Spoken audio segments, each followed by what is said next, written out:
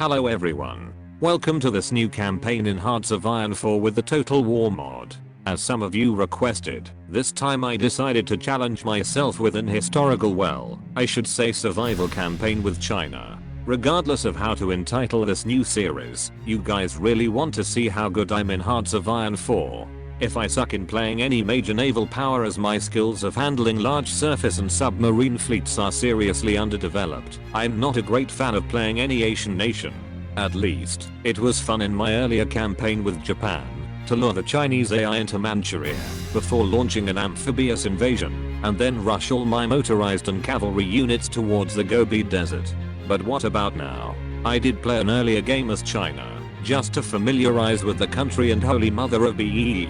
It's okay to play in the toughest difficulty, but holy cow, with nationalist China the situation is getting out of hands. If you have never played as this nation before, the first problem that you are facing is the Nine Power Treaty, a treaty signed in 1922 by the attendees of the Washington Naval Conference, which affirmed the sovereignty and territorial integrity of China as per the open door policy. While I have no idea of what the open door policy is, in game it means that the trade law is permanently locked on free trade, which is a complete waste of resources and civilian factories. As a result of the bloody civil war which devastated the country, which started in 1927. More on the internet to read if you are interested.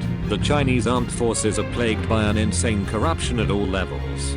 This results in a huge penalty in reduced mobilization speed by 30%, accompanied by -20% end division attack and defense, which sounds like that even one single enemy infantry battalion could pierce through the most powerful of my divisions, even if such division is entrenched behind an in-game level 10 fortification and supported by all kinds of heavy weapons. To make things even worse, China's officer corps is far from ready from fighting a modern war such as the one that Japan will unleash on me in 1937, and this is well reflected on the 30% reduction in researching land, air and naval doctrines. So not only the field divisions of the Chinese army are unfit for fight, but it will take an eternity to make sure that the troops will master the lessons of war. Moving from the military to the civilian environment, things do not get better here, as the civil war swept aside all the efforts previously made to set up an effective state apparatus. This is well exemplified by the inefficient bureaucracy national spirit, which reduces by 35% the total recruitable population factor. It inflicts a 15% penalty on the construction speed of any kind of public infrastructure and results in a reduced factory output. And if you think that this is now over, well, you are damn wrong. It seems that the overall Chinese population was composed by ignorant unemployed peasants refusing to go to school even just to learn how to count from 1 to 10. Holy cow, this widespread illiteracy of the country results in the worst negative research modifiers I have ever experienced in Hearts of Iron 4.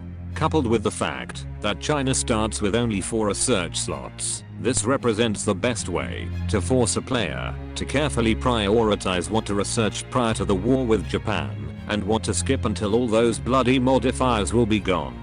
As the biggest advantage of China is an almost endless manpower pool, I decided to prioritize what I think would come handy in the war to come. Logistics company for reduced supply and fuel consumption, trench mortar, sniper and basic heavy machine gun teams to boost the defensive capabilities of my troops, medium artillery guns, as you never know, one day they might turn useful, as well as new bolt action rifles and hand grenades. To try to give to my soldiers something better than an old rusty gun of the Napoleonic era.